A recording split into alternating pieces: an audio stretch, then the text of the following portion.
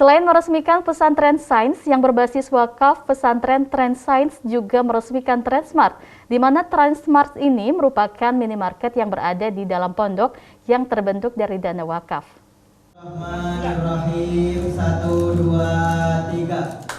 Selain berupa bangunan, Pondok Pesantren Trans-Sains Muhammadiyah juga mengelola wakaf produktif di mana wakaf produktif diwujudkan melalui minimarket yang diberi nama Transmart. Transmart yang dibangun di area pondok ini sebagai bentuk wakaf produktif yang dijalankan pengurus, yang dimana nantinya keuntungan dari minimarket Transmart akan digunakan untuk membiayai operasional pondok sehingga dapat meringankan biaya pendidikan siswa. Hakim Zangki selaku pengelola dan ketua KL Lazismu Trans-Sains menjelaskan, di mana Transmart yang dibangun ini merupakan pondasi awal. Nantinya ketika mendapatkan keuntungan yang lebih besar, selain untuk mencukupi biaya operasional, juga akan menambah minimarket untuk mencukupi kebutuhan masyarakat umum.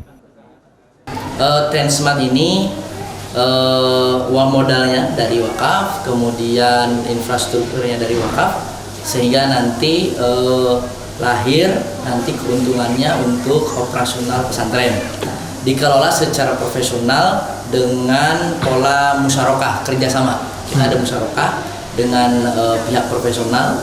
Dalam hal ini kita punya rekanan dari supermarket lilin. Nah, dia itulah yang akan bermitra dengan kita.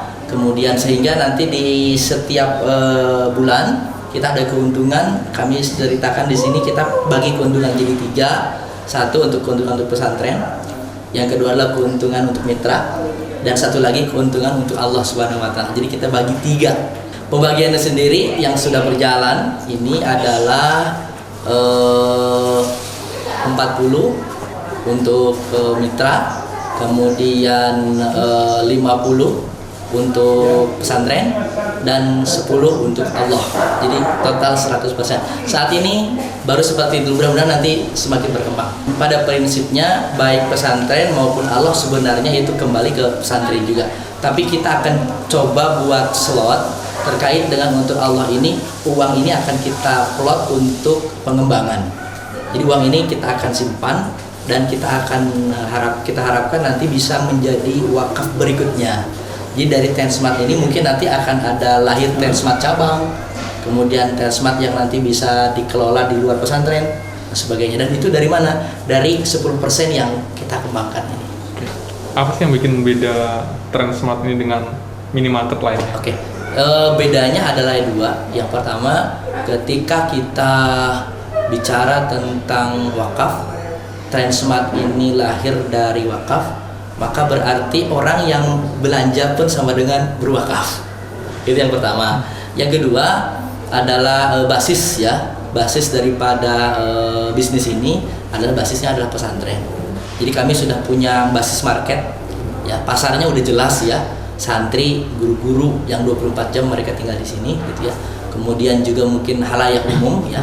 Tapi sementara ini kita kan tentu berbagi dengan basis market-market yang lain.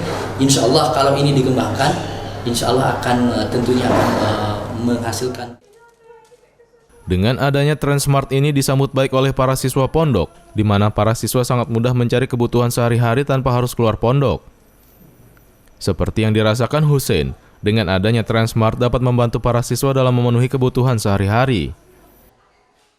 Dengan adanya Transmart sangat membantu para santri untuk membeli kebutuhan keseharian seperti sabun cuci, sampo, dan lain sebagainya, dan makanan-makanan pokok lainnya. Ini nggak perlu keluar?